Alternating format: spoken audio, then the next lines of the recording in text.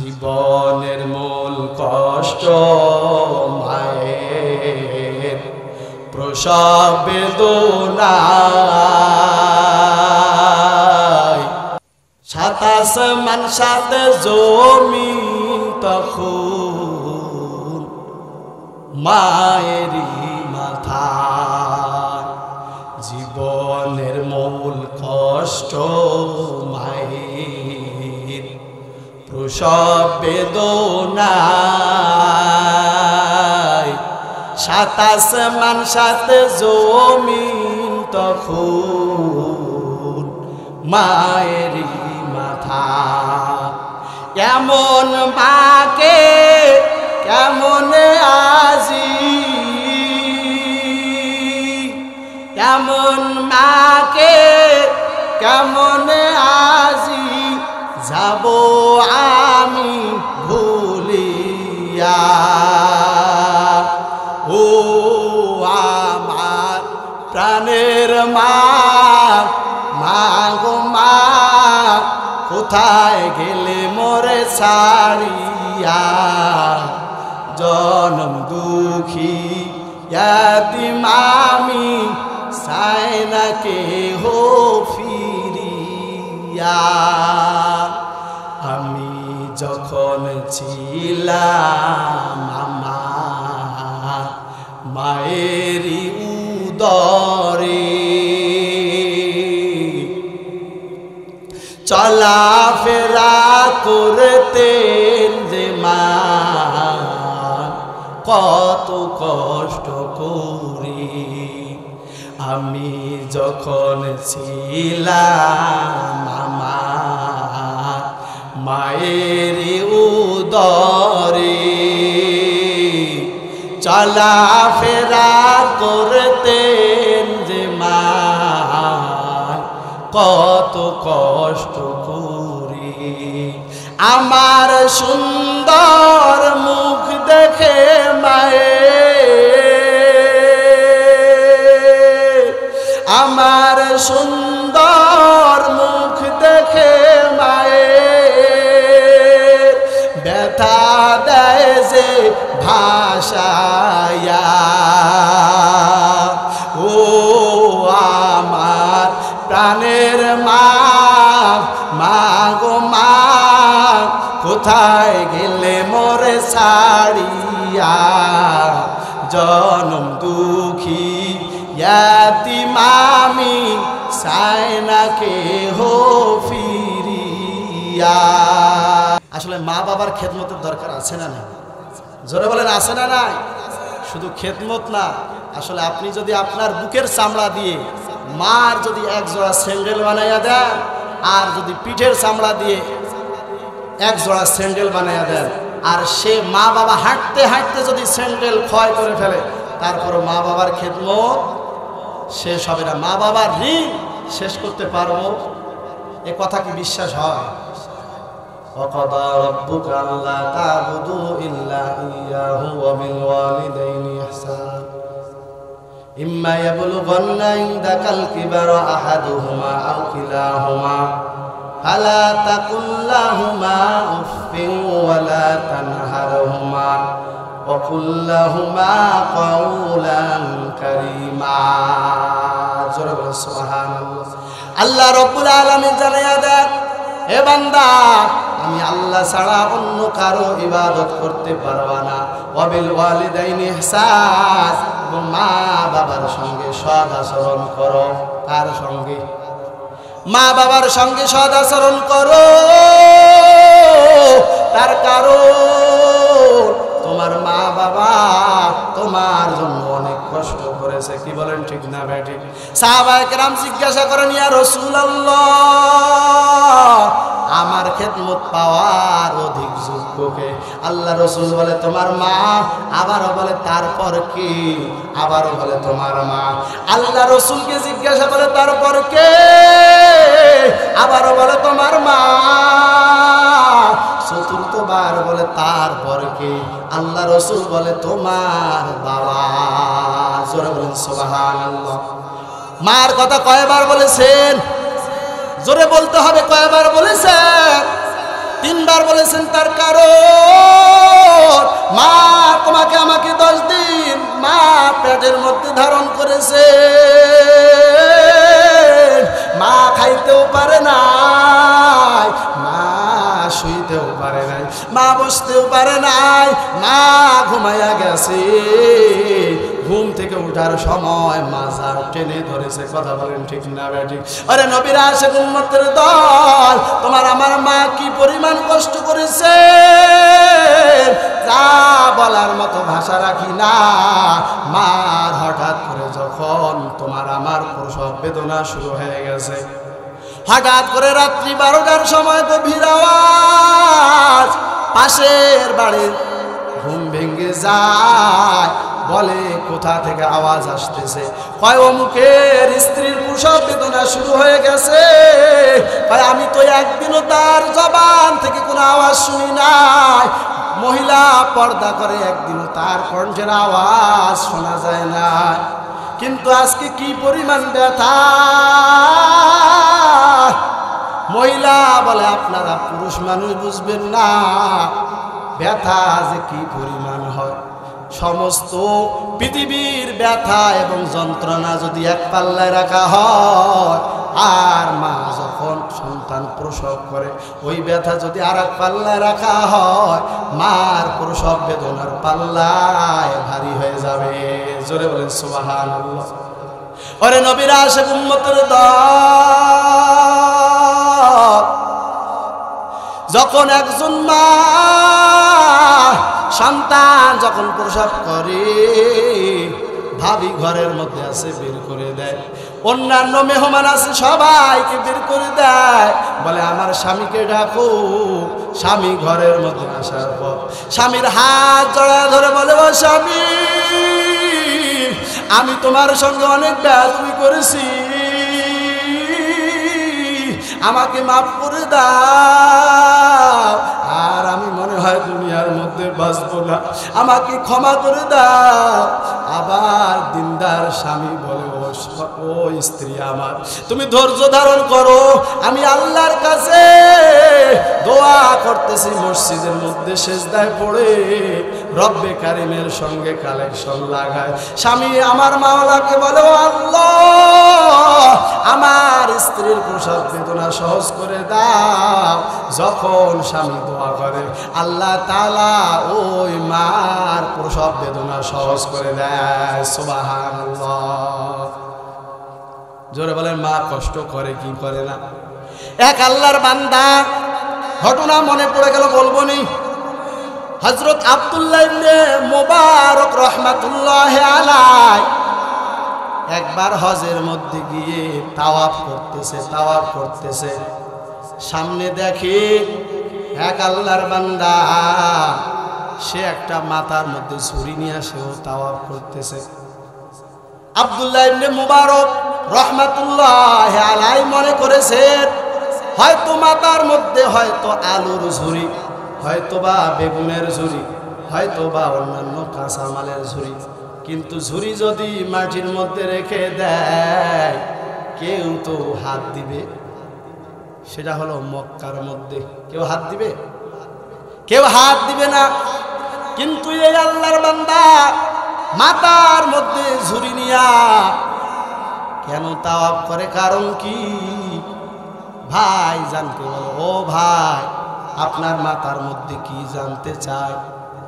কয় ভাইজান, আপনাকে আমি কি বলবো, আমি যখন হজের মধ্যে আসি মায়ের কাছে দোয়া নেওয়ার জন্য গিয়েছি, মাকে বলি, মা আমার জন্য একটু দোয়া করো, আমি হজে যাচ্ছি। কয় সন্তান, তুই আমার একাই সন্তান, আমি যদি মারা যাই আমার মুখে পানি দেওয়ার মতো কেউ নাই, অতএব আমাকে হজের মধ্যে নিয়ে যা। মার কথা আমি ফেলাইতে পারি না। মা আমার শুকাইতে শুকাইতে একবারে কাকের মতো হয়ে গেছে। মাকে আমি মাথার মধ্যে নিয়ে আমিও তাওয়াফ করি, মাও তাওয়াফ করে। জোরে বলে সুবহানাল্লাহ। আব্দুল্লাহ ইবনে মুবারক রাহমাতুল্লাহি আলাইহি বলে, একাই তাওয়াফ করা যায় না, কি পরিমাণ যে কষ্ট হয়। আর তোমার বৃদ্ধ মাকে নিয়ে তুমি তাওয়াফ করেছো, তোমার কি কষ্ট হয় না? কয় ও হুজুর আমি একবার নয় দুইবার নয় এর আগেও আমি 9 বার তাওয়াফ করেছি। জোরে বলেন কয়বার? এবার ধরা হলো 10 বার।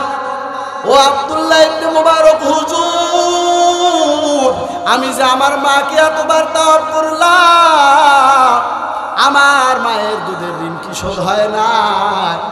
আব্দুল্লাহ ইবনে মুবারক রাহমাতুল্লাহি আলাইহি বলেন দুধের ঋণ তো দূরের কথা, তোমার মা যখন তোমাকে সর্বপ্রথম 1 ফোঁটা শাল দুধ খাওয়াইছিল, ঘি কালার 1 ফোঁটা শাল দুধ খাওয়াইছিল, ওই শাল দুধকে যদি 70 ভাগ করা হয় ওই 70 ভাগের 1 ভাগও এখনো ঋণ শোধ হয় নাই। জোরে বলেন সুবহানাল্লাহ।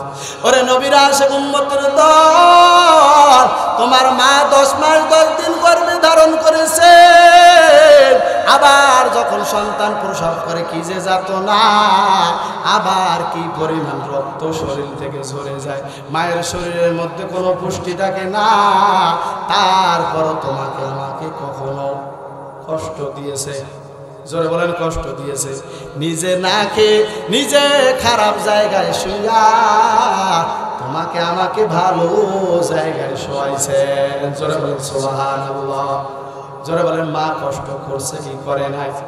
এই জন্যই তো কয়বার বলেছে মার খেদমতের কথা, কয়বার বলেছে জীবনের মূল কষ্ট মায়ের প্রসব বেদনা,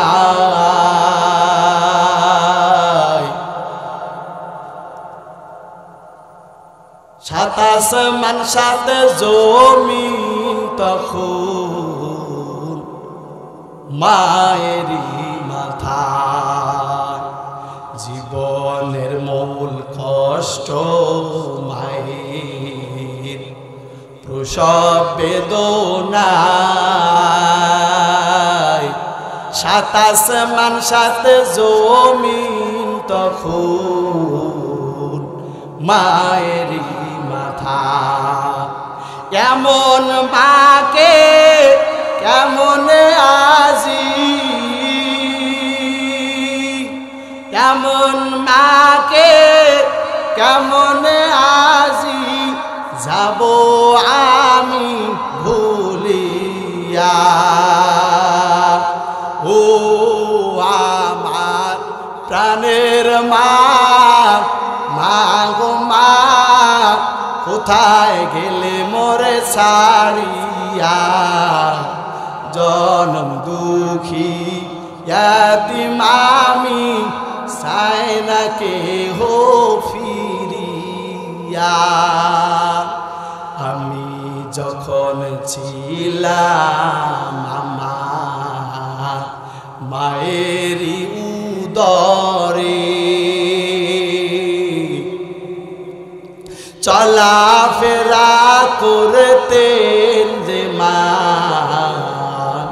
কত কষ্ট করে, আমি যখন ছিলাম আমার মায়ের উদরে, চলাফেরা করতেন যে মা কত কষ্ট করে, আমার সুন্দর মুখ দেখে মায়ের, আমার সুন্দর মুখ দেখে মায়ের ব্যথা দেয় যে ভাষায়া, ও আমার প্রাণের মা, মা গো মা কোথায় গেলে মোরে ছাড়িয়া, জনম দুঃখী ইয়াতিম আমি চাই না কেহ ফিরিয়া। জোরে বলেন মারহাবা। এর নবীর আছে উম্মতের দল, আমার মা তোমার আমার জন্য কি পরিমাণ কষ্ট করছে। হচ্ছে। আজকে মাকে ভুলে কেমনে থাকো? একজন যদি ধনী হয় তার পিছনে তাকাইয়া দেখো, তার মার অবদান রয়েছে, দোয়া রয়েছে। কি বলেন ঠিক না বেঠি? একজন আলেমের পিছনে তাকাইয়া দেখো, তার মার অসংখ্য চোখের পানি। তুমি যে আজকে বড় লোক হয়েছো, তোমার মার অবদান রয়েছে। তুমি যে আজকে ভালো ছাত্র হয়েছো, তোমার মার অবদান রয়েছে। তুমি যে আজকে আলেম হয়েছো, তোমার মার অবদান রয়েছে। একবারও তো মার কাছে গিয়া মাথাটা নোয়াই দিলা না, আর মা বললা না, ও মা আমি অনেক অপরাধ করেছি, অনেক বেয়াদবি করেছি, আমি অনেক দুষ্টামি করেছি, মা তুমি আমাকে মাফ করে দাও। আচ্ছা বলেন তো, কোন বান্দা যদি মার কাছে ক্ষমা চায়, মা ক্ষমা করে দিবে কি দিবে না? মার সন্তুষ্টিতে আল্লাহ সন্তুষ্ট, আর মার অসন্তুষ্টিতে আমার আল্লাহ অসন্তুষ্ট। মা যদি তোমার আমার জন্য দোয়া করে, তোমার কপাল কিন্তু খুলে যাবে। কি বলেন ঠিক না বেঠি? কিন্তু কখনো মার কাছে তো দোয়া নিতে শিখলাম না, বাবার কাছে দোয়া নিতে শিখলাম না। তোমার মা তোমাকে 10 মাস 10 দিন পেটে রেখে কি অপরাধ করেছে নাকি? আজকে ভালো ভালো খাবার খাও মাকে রেখে, আজকে ভালো ভালো পোশাক পরো মাকে রেখে। এর নবীর আশিক উম্মতের দল, মার জন্য মাঝে মাঝে ফল ফ্রুট নিয়ে যেতে হবে, মাঝে মাঝে আঙ্গুর নিয়ে যেতে হবে, মাঝে মাঝে মাথা মার কাছে নোয়ায়া বলতে হবে, মা আমার জন্য দোয়া করো। মার কাছে যদি বলেন, ও মা আমার মাথাটা সুত্তায়া দোয়া করে দাও, ও মা আমি তোমার সন্তান, আমার জন্য একটু দোয়া করে দাও। মার কাছে যদি মাথাটা দিতে পারো, তোমার আমার মা চোখের পানি ফেলাইয়া দোয়া করবে। কথা বলেন ঠিক না বেঠি? আমি এখানে আসার সময় মা নামাজ পড়তেছে, মাকে বললাম, ও মা একটু আমার জন্য দোয়া করো।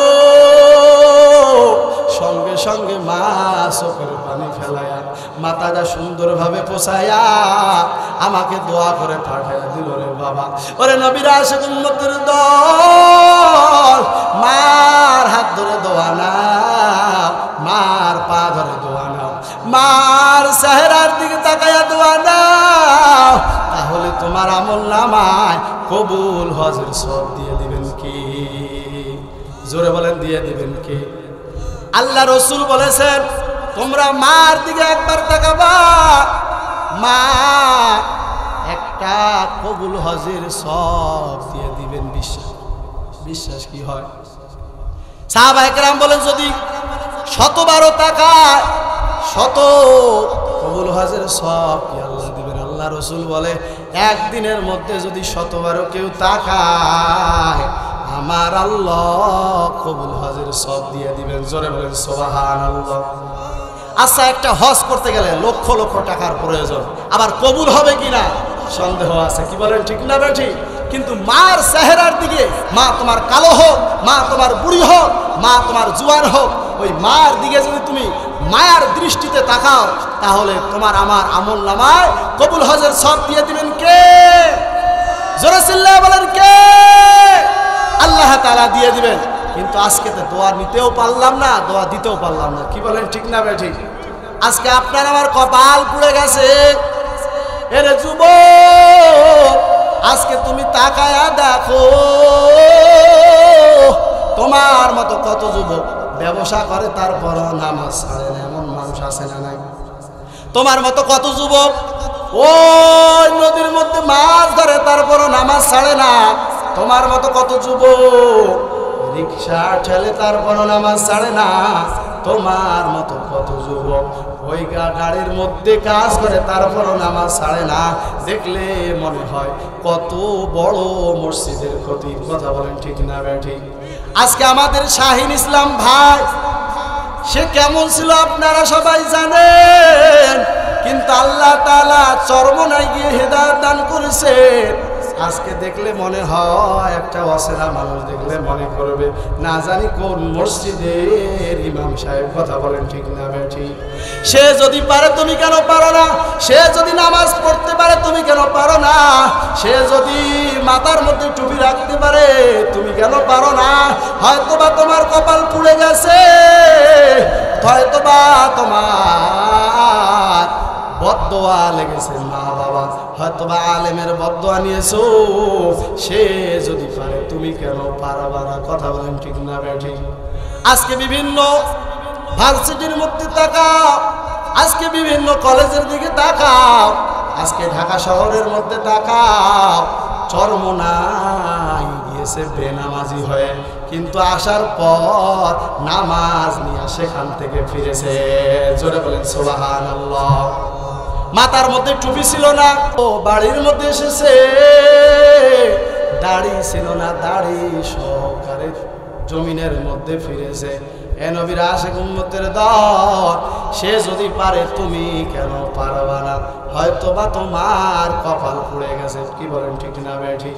এই জন্য আমার মাওলার দরবারে কাঁদো আর বলো মালিক আল্লাহ, আমি আপনার মকবুল বান্দা হতে চাই, আল্লাহ আপনার প্রিয় বান্দা হতে চাই, দয়া করে মায়া করে কবুল করে নাও। আল্লাহর কাছে যদি চাইতে পারো আমার আল্লাহ কিন্তু কবুল করে নিবেন। কথা বলেন ঠিক না বেঠিক? আল্লাহর কারোর সাথে দুশ্মনী আছে? কোনো হিংসা আছে? কোনো হিংসা নাই, কোনো দুশ্মনী নাই। আল্লাহ তাআলা বলেন, হে বান্দা আমি তোমাকে ফজরের সময় ডাকলাম পাইলাম না, আমি জোহরের সময় ডাকলাম তোমাকে পাইলাম না, আমি আসরের সময় ডাকলাম পাইলাম না, মাগরিবের সময় ডাকলাম পাইলাম না, এশার সময় ডাকলাম পাইলাম না। বান্দা পাঁচবার না পাওয়ার কারণে আমি আল্লাহ বেজার হয়ে যাই না। বেজার হয়ে যাওয়ার কারণে ওই চাঁদের আলো বন্ধ করি নাই, আমি সূর্যের আলো বন্ধ করি নাই, আমি আল্লাহ বেজার না হয়ে তোমার উপর সন্তুষ্ট হয়ে, কারণ আমি তোমাকে মহাব্বত করে বানাইছি। জোরে বলেন সুবহানাল্লাহ। আমি আল্লাহ তোমাকে মহাব্বত করে বানাইছি। আল্লাহ তাআলা আবার গভীর রাত্রে, রাতের এক তৃতীয়াংশে আমার আল্লাহ প্রতি রাত্রে তোমাকে আমাকে ডাকতে থাকেন। আলামিন মুস্তাগফিরিন ফাগফির লাহ, আলামিন মুস্তারজিকিন ফারজুকা।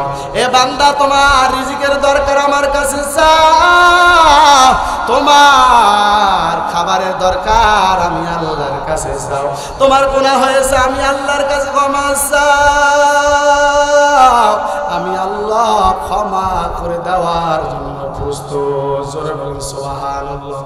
কুল ইয়া ইবাদিয়াল্লাযিনা আসরাফু আলা আনফুসিহিম লা তাকনাতু মির রাহমাতিল্লাহ। বান্দা তুমি গুনার পাহাড় বেঁধেছো, আমি আল্লাহর রহমত থেকে নিরাশ হয়ে যেও না। জোরে বলেন সুবহানাল্লাহ। ও গো নবীর উম্মতেরা হয়ে আজি দিশাহারা, দান দান শহীদ করিলেন উহুদেরই ময়দানে, নবী বিনে কে তরাবে পুলসিরাত মিজানে, নবী বিনে কে তরাবে পুলসিরাত মিজানে। চলো চলো চলো মুমিন চলো নবীর সন্ধানে, বিনে কে তরাবে পুলসিরাত মিজানে, নবী বিনে কে তরাবে পুলসিরাত মিজানে। জোরে বলেন আল্লাহু আকবার। আমি যে কথা বলতেছিলাম, লাকাদ কাররামনা বানি আদম ওয়া হামালনাহুম ফিল বাররি ওয়াল বাহরি ওয়া রাযাকনাহুম মিনাত তাইয়্যিবাত ওয়া ফাদ্দালনাহুম আলা কাসীরিম মিম্মান খালাকনা তাফদীলা। জোরে বলেন সুবহানাল্লাহ। আল্লাহ রাব্বুল আলামিন বলেন, আমি মানুষকে শ্রেষ্ঠত্ব দান করলাম, জলে স্থলে চলার মতো বাহনেরও ব্যবস্থা করলাম, আমি আল্লাহ সুন্দর খাবারের ব্যবস্থা করলাম এবং অধিকাংশ মানুষের উপরে আমি আল্লাহ শ্রেষ্ঠত্ব দান করেছি। জোরে বলেন সুবহানাল্লাহ। মানুষ হলো সবচেয়ে দামি। মানুষের মতো দামি অন্য কোনো মাখলুকাত আছে? খুঁজে পাওয়া যাবে ভাই? খুঁজে পাওয়া যাবে না। আল্লাহ তাআলা মানুষকে অত্যন্ত দামি বানিয়েছেন। 18,000 মাখলুকাতের মধ্যে আল্লাহ তাআলা মানুষকে শ্রেষ্ঠত্ব দান করেছেন। জোরে বলেন না সুবহানাল্লাহ। আল্লাহ তাআলা অন্য এক সূরার মধ্যে বলেন অত্তিন ওয়াযাইতুন ওয়া তুরি সিনিন ওয়া হাযাল বালাদিল আমিন লাকাদ খালাকনাল ইনসানা ফি আহসানি তাকওয়িম।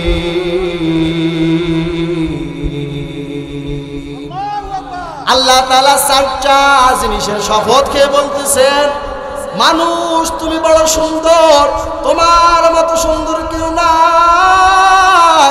মানুষ তুমি হলা সবচেয়ে সুন্দর। আসমান যত সুন্দর নয়, মানুষ তুমি তত সুন্দর। জমিন যত সুন্দর নয়, মানুষ তুমি তত সুন্দর। কথা বলেন ঠিক না ঠিক? আবার অন্য এক আয়াতের মধ্যে আল্লাহ বলেন এই মানুষের কথায় আখলিকাল ইনসানু যায়ফা, মানুষ হলো দুর্বল। মানুষের মতো দুর্বল কেউ এই পৃথিবীতে কেউ নাই। মানুষ খাওয়ার দিক দিয়ে দুর্বল, মানুষ শক্তির দিক দিয়ে দুর্বল, মানুষ মেধার দিক দিয়ে দুর্বল। মানুষের মতো দুর্বল কেউ নাই। মানুষ হলো সবচেয়ে দুর্বল। তার কারণ হলো এই মানুষ হাঁটতে গেলেও দুর্বল, খাইতে গেলেও দুর্বল, চলতে গেলেও দুর্বল। আর এই দুর্বলতাটাকে পুঁজি বানাইয়া আমার আল্লাহ শ্রেষ্ঠত্ব দান করেছেন। সুবহানাল্লাহ।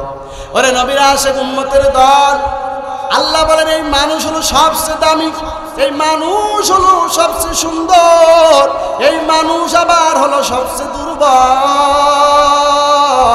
এরে নবীর আশিক উম্মতের দল, এই হালতে তোমাকে আমাকে ঈমান সহকারে কবরে যাওয়া লাগবে। কি বলেন ঠিক না বেঠি?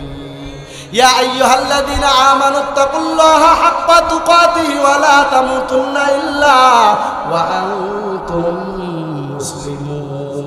আল্লাহ তাআলা বলেন এ বান্দা তোমরা আমি আল্লাহকে ভয় কর এবং পরিপূর্ণ মুসলমান না হয়ে কবরে আসিও না। এই আয়াতের দিকে খেয়াল করে সাহাবায়ে কেরাম কি পরিমাণ কান্না। তাদের আমলও ছিল 100, তাদের তিলাওয়াতও ছিল 100, তাদের ইবাদতও ছিল 100। হযরত আবু বকর সিদ্দিক রাদিয়াল্লাহু তাআলা আনহু মসজিদে নববীর মধ্যে কান্নার আওয়াজ। আল্লাহ রাসূল ঘুম থেকে উঠে দেখে কে কান্না করে এই গভীর রাতে। দেখে আবু বকর। আবু বকরকে বলে ও আবু বকর, তুমি তো জান্নাতের সার্টিফিকেট পেয়েছো, তারপরে এত কিসের কান্না?